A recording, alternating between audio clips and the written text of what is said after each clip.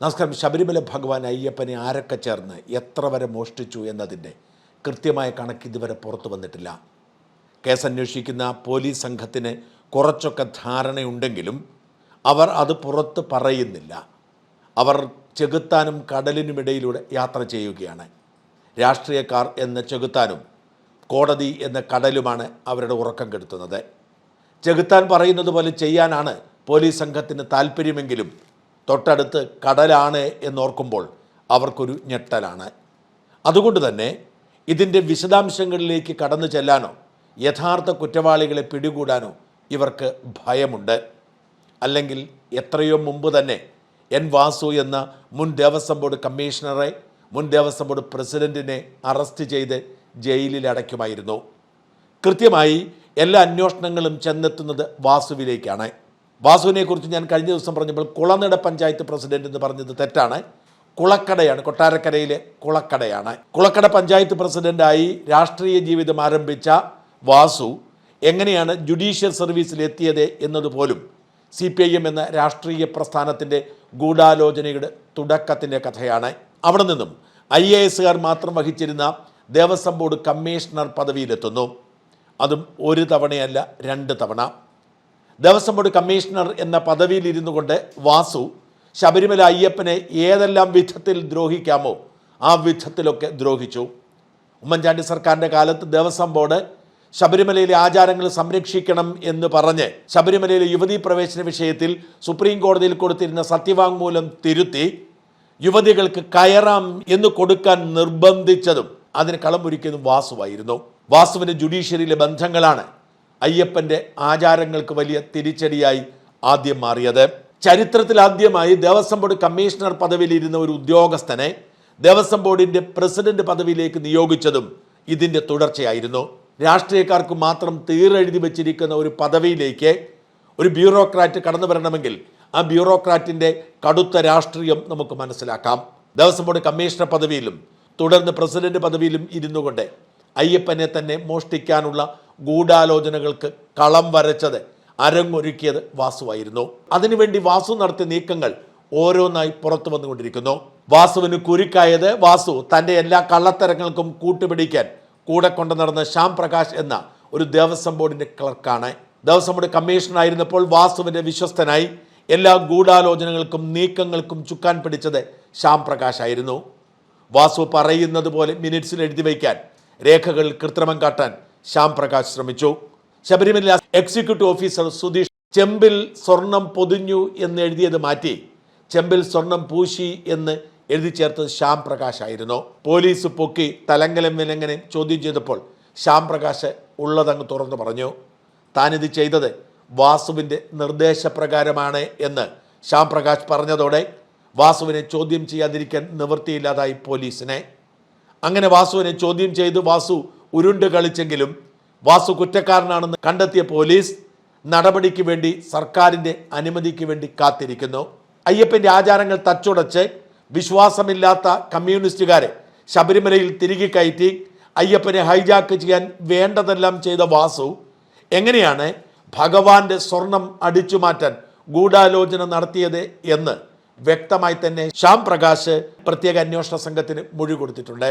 ക്ലർക്കായി ജോലിയിൽ കയറിയ ശ്യാം പ്രകാശിനെ വാസു തൻ്റെ തട്ടിപ്പിന് ഉപയോഗിക്കാൻ തുടങ്ങിയതോടെ ശ്യാം പ്രകാശിന് പ്രൊമോഷൻ വേഗത്തിൽ കിട്ടി.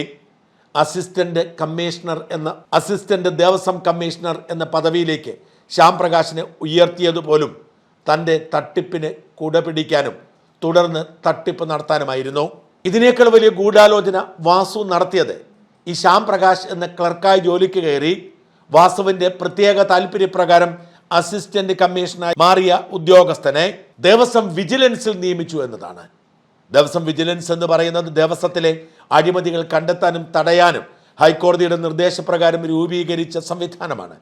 ഒരു SP-യും 2 SI-മാരും 3 CPO-മാരുമാണ് അതിൻ്റെ പ്രധാന കാതൽ. എന്നാൽ 3 അസിസ്റ്റന്റ് ദേവസ്വം കമ്മീഷണർമാരും ദേവസ്വം വിജിലൻസിൽ ഉൾപ്പെട്ടിരിക്കുന്നു. ഇന്ന് താൻ ചെയ്യുന്ന കൊള്ള, മോഷണം നാളെ പിടിക്കപ്പെടാതിരിക്കാൻ ദേവസ്വം വിജിലൻസിൽ തൻ്റെ വിശ്വസ്തനെ തിരികെ കയറ്റാൻ വാസു നടത്തിയ ഗൂഢാലോചനയായിരുന്നു ശ്യാം പ്രകാശിനെ ദേവസ്വം വിജിലൻസിലേക്ക് കയറ്റി വെച്ചത്. ഈ കേസ് അന്വേഷണത്തിന്റെ തുടക്കത്തിൽ ദേവസ്വം വിജിലൻസിന്റെ മുമ്പോട്ടുള്ള പോക്കിനെക്കുറിച്ച് ആശങ്ക ഉയർന്നതും ശ്യാം പ്രകാശിന്റെ സാന്നിധ്യമായിരുന്നു. എന്നാൽ പ്രത്യേക അന്വേഷണ സംഘം വന്ന് പിടിമുറുക്കിയപ്പോൾ ശ്യാം പ്രകാശിനെ ഒന്നും മറച്ചു വയ്ക്കാൻ കഴിഞ്ഞില്ല. എല്ലാ തട്ടിപ്പിന്റെയും അടയാളങ്ങൾ ഭഗവാൻ അവിടെ അവശേഷിപ്പിച്ചിരുന്നു.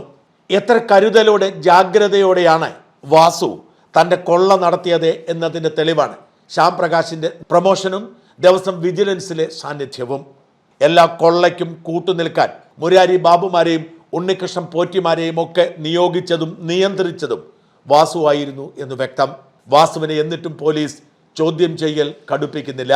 വാസുവിനെ പിടികൂടിയാൽ വാസുവിൻ്റെ മുകളിലുള്ള രാഷ്ട്രീയ ബന്ധുത്വം പുറത്തു വരുമെന്നും അത് സർക്കാരിനും പാർട്ടിക്കും ദോഷം ചെയ്യുമെന്നും അറിയാവുന്നതുകൊണ്ടാണോ എങ്ങനെയെങ്കിലും വാസുവിനെ രക്ഷിക്കാൻ ശ്രമിക്കുന്നത് എന്ന ചോദ്യത്തിന് ഉത്തരം കണ്ടെത്തേണ്ടത് ഹൈക്കോടതിയാണ്. ഹൈക്കോടതിക്ക് ഇക്കാര്യത്തിൽ കടുത്ത അമർഷമുണ്ട്. കോടതി ഇന്നലെ ഈ വിഷയം കൈകാര്യം ചെയ്തപ്പോൾ ഭയത്തോടെ ഞെട്ടലോടെയാണ് ചില കാര്യങ്ങൾ പറഞ്ഞത്. സുഭാഷ് കപൂർ എന്ന ക്ഷേത്ര കൊള്ളക്കാരനെ ഓർമ്മിപ്പിക്കുകയാണ് മുരാരി ബാബുവും ഒക്കെ ചേർന്നുള്ള ഈ കൊള്ള സംഘം എന്ന് ഹൈക്കോടതിക്ക് തുറന്നു പറയേണ്ടി വന്നു. സുഭാഷ് കപൂർ എന്ന കൊള്ളക്കാരൻ ക്ഷേത്രങ്ങളിലെ പഴയ അതിപുരാതന പ്രാധാന്യമുള്ള പുരാവസ്തുക്കൾ മോഷ്ടിച്ച് വിദേശത്ത് വിറ്റ് കോടികൾ സമ്പാദിക്കുന്നതിൽ വിദഗ്ധനായിരുന്നു. തമിഴ്നാട്ടിലെ ഒരു ക്ഷേത്രത്തിൽ നിന്നും 40 കോടിയോളം രൂപ വിലമതിക്കുന്ന ആദ്യ നൂറ്റാണ്ടുകളിലെ ഒരു ശില്പവുമായി മുങ്ങി അമേരിക്കയിൽ വെച്ച് കസ്റ്റംസിന്റെ പിടിയിലാവുകയായിരുന്നു. സുഭാഷ് കപൂറിനെ പിന്നീട് ഇന്ത്യയിലേക്ക് നാടുകടത്തി തമിഴ്നാട്ടിൽ ജയിലിൽ അടച്ചു. ഇത്തരത്തിൽ സംഘടിതമായ ഒരു കൊള്ളയാണോ മുരാരി ബാബുവും ഉണ്ണികൃഷ്ണൻ പോറ്റിയും ഒക്കെ കൂടി ചേർന്ന് നടത്തിയത് എന്നാണ് ബഹുമാനപ്പെട്ട കേരള ഹൈക്കോടതി ഡിവിഷൻ ബെഞ്ച് ജസ്റ്റിസ് രാജ വിജയരാഘവനും ജസ്റ്റിസ് കെ വി ജയകുമാറും ചോദിച്ചത്. ഇരുവരും ഞെട്ടലോടുകൂടിയാണ് ഇന്നലെ ലഭിച്ച വിവരങ്ങൾ പരിശോധിച്ചതും അടുത്ത നടപടിക്ക് ഉത്തരവിട്ടതും. 2018 മുതൽ 2025 വരെ 7 വർഷം ശബരിമലയിൽ നടന്ന സകല സംവിധാനങ്ങളെക്കുറിച്ചും അന്വേഷണം നടത്താനാണ് ഉത്തരവിട്ടിരിക്കുന്നത്. എങ്ങനെയാണ് ഇങ്ങനെ ഉത്തരവാദിത്തമില്ലാതെ ദേവസ്വം ബോർഡിന് പ്രവർത്തിക്കാൻ കഴിയുന്നത്? കൊള്ളക്കാർക്കും കള്ളന്മാർക്കും അവർ എങ്ങനെയാണ് കാവലൊരുക്കിയത്? എങ്ങനെയാണ് മിനിറ്റ്സ് ഒക്കെ ഇങ്ങനെ ഉത്തരവാദിത്തമില്ലാത്ത വിധത്തിൽ വന്നത്? ആർക്കും കയറി നിരങ്ങാവുന്ന വിധത്തിൽ ശബരിമല മാറിയത് എങ്ങനെയാണ്? ഇതിനൊക്കെ ചുക്കാൻ പിടിച്ചത് ആരൊക്കെയാണ്? അതുകൊണ്ട് വിശദമായി സകല ഇടപാടുകളും അന്വേഷിക്കട്ടെ. ദേവസ്വം ബോർഡ് ഉദ്യോഗസ്ഥരുടെ ഉത്തരവാദിത്വമില്ലായ്മ പുറത്തേക്ക് വരട്ടെ. അഴിമതി നിരോധന നിയമം അനുസരിച്ച് കേസെടുത്ത് ഇവരെയൊക്കെ ജയിലിൽ അടക്കട്ടെ എന്ന് ഹൈക്കോടതിക്ക് പറയേണ്ടി വന്നു. സ്വർണം പൊതിഞ്ഞ ശ്രീകോവിലിൻ്റെ ദ്വാരപാലക ശില്പങ്ങളും വാതിൽ പാളികളും കട്ടിളയും ഒക്കെ യഥാർത്ഥത്തിൽ മോഷ്ടിച്ചു കൊണ്ടുപോയി എന്ന് കോടതിക്ക് ബോധ്യമായിട്ടുണ്ട്. ലഭ്യമായ കണക്കനുസരിച്ച് യാതൊരുവിധ നിയന്ത്രണവുമില്ലാതെ ദേവസ്വം ബോർഡ് ഉദ്യോഗസ്ഥരുടെ സഹായത്തോടെ വാതിൽപ്പാളിയും ദ്വാരപാലക വിഗ്രഹവും ഒക്കെ അഴിച്ച് ഉണ്ണികൃഷ്ണൻ പോറ്റിയുടെ കയ്യിലേക്ക് കൊടുത്തുവിട്ടു. ഏതാണ്ട് 2519.76 ഗ്രാം സ്വർണം പൊതിഞ്ഞിരുന്ന സ്വർണം പൊളിച്ചെടുത്ത് മാറ്റിയ ശേഷം കേവലം 324.400 ഗ്രാം സ്വർണമാണ് പൂശിയതെന്ന് കണ്ടെത്തിയിട്ടുണ്ട്. ആലോചിച്ച് നോക്കൂ, ഏതാണ്ട് 2.5 കിലോ സ്വർണം അടിച്ചു മാറ്റിയിട്ട് കേവലം 324 ഗ്രാം സ്വർണം ഉപയോഗിച്ച് പൂശിക്കൊണ്ട് ഭഗവാനെ പറ്റിക്കാൻ പോറ്റിക്ക് കഴിഞ്ഞത് ദേവസ്വം ബോർഡ് ഉദ്യോഗസ്ഥർ ഒത്താശയോടെയാണ്. ഏതാണ്ട് 2 കിലോയിൽ അധികം സ്വർണമാണ് ശബരിമലയിൽ നിന്നും അഴിച്ചു മാറ്റിക്കൊണ്ടുപോയി ഇവന്മാർ കട്ടുതിന്നത്. ഇനി അറിയേണ്ടത്, ഈ സ്വർണം ഇവർ ഉരുക്കി വിൽക്കുകയാണോ ചെയ്തത്, അതോ അന്താരാഷ്ട്ര മാഫിയയ്ക്ക് വിറ്റോ എന്നാണ്. വാസ്തവത്തിൽ ഇപ്പോൾ അന്വേഷണം ചെന്ന് നിൽക്കുന്നത് ചെന്നൈയിലെ സ്മാർട്ട് ക്രിയേഷൻസിലാണ്. സ്മാർട്ട് ക്രിയേഷൻസ് ഇത് ഉരുക്കി സ്വർണ്ണമാക്കി എന്നൊക്കെ പറഞ്ഞ് ബെല്ലാരിയിലെ ഒരു സ്വർണ്ണക്കടക്കാരൻ്റെ കയ്യിൽ നിന്ന് ഇതെല്ലാം തിരിച്ചു പിടിച്ചു എന്ന് പറഞ്ഞ് കേസ് ഒത്തുതീർക്കാനുള്ള ശ്രമമാണ്. വാസ്തവത്തിൽ ഇത് ഇടനിലക്കാർ കൊണ്ടുവന്ന സ്വർണ്ണമാണെന്നും ആത്മീയ പുരാവസ്തു എന്ന നിലയിൽ വിലമതിക്കാനാവാത്ത വിലയ്ക്ക് വിദേശത്തേക്ക് മറിച്ചു വിറ്റു എന്നും സംശയിക്കേണ്ടിയിരിക്കുന്നു. ശബരിമലയിലെ സ്വർണം കേവലം സ്വർണ്ണമല്ല. ആ സ്വർണത്തിൻ്റെ വില കേവലം സ്വർണത്തിൻ്റെ വിലയല്ല. അത് ഭഗവാന്റെ സന്നിധിയിൽ 2.5 പതിറ്റാണ്ടിലധികം ഇരുന്ന സ്വർണ്ണമാണ്. ഭഗവാന് കാവലേർപ്പെട്ടിരുന്ന ദ്വാരപാലക ശില്പമാണ്. ഭഗവാനെ ദർശനത്തിന് വേണ്ടി തുറക്കേണ്ട വാതിൽപ്പടിയിൽ കാത്തിരുന്ന സ്വർണ്ണമാണ്. ആ സ്വർണത്തിൻ്റെ വില കേവലം സ്വർണത്തിൻ്റെ വിലയല്ല. ഇതിനാണ് ചരിത്ര പ്രാധാന്യമുള്ളതും സുഭാഷ് കപൂറിനെ കുറിച്ച് ഹൈക്കോടതി പറഞ്ഞതും. ഈ സ്വർണത്തിൻ്റെ വില യഥാർത്ഥ സ്വർണ്ണ വിലയേക്കാൾ 10 മടങ്ങാണ്. അതുകൊണ്ട് തന്നെ ഇത് അഴിച്ചു മാറ്റി വിദേശ മാർക്കറ്റിലേക്ക് ഒരുപക്ഷെ കൊടുത്തിട്ടുണ്ടാവാം. ആ കൊള്ളയെക്കുറിച്ചാണ് അന്വേഷിക്കേണ്ടത്. അതിലേക്ക് പോവാതെ നഷ്ടപ്പെട്ട സ്വർണം കണ്ടെത്തി കേസ് അവസാനിപ്പിക്കാനുള്ള ഗൂഢാലോചനയുടെ ഭാഗമാണ് വാസ്തവത്തിൽ ബെല്ലാരിയിൽ വെച്ച് സ്വർണം കണ്ടെത്തു എന്ന് പറയുന്നത്. 6-8 വർഷം മുമ്പ് കൊടുത്ത സ്വർണം അതേപടി ഉരുക്കി ബെല്ലാരിയിലെ സ്വർണ്ണക്കടക്കാരൻ ഗോവർദ്ധനോ മറ്റാണ് അയാളുടെ പേര്, അയാൾ അവിടെ സൂക്ഷിച്ചു എന്ന് പറയുന്നത് തന്നെ അവിശ്വസനീയമാണ്. അങ്ങനെ അന്വേഷണ സംഘം നിഗമനത്തിലെത്തിയാൽ അത് അപക്വതയായിരിക്കും. വാസ്തവത്തിൽ ഈ സ്വർണം കടത്തിയിരിക്കുന്നു അന്താരാഷ്ട്ര മാഫിയ സംഘത്തിനെന്ന് സംശയിക്കേണ്ടിയിരിക്കുന്നു. കേവലം സ്വർണമല്ല, അതിനപ്പുറത്തേക്കുള്ള മൂല്യമാണ് പ്രധാനപ്പെട്ടത്. ആ അന്താരാഷ്ട്ര സംഘത്തെ കണ്ടെത്താനുള്ള തുടക്കമാണ് കോടതിയുടെ ഇന്നലത്തെ പരാമർശം.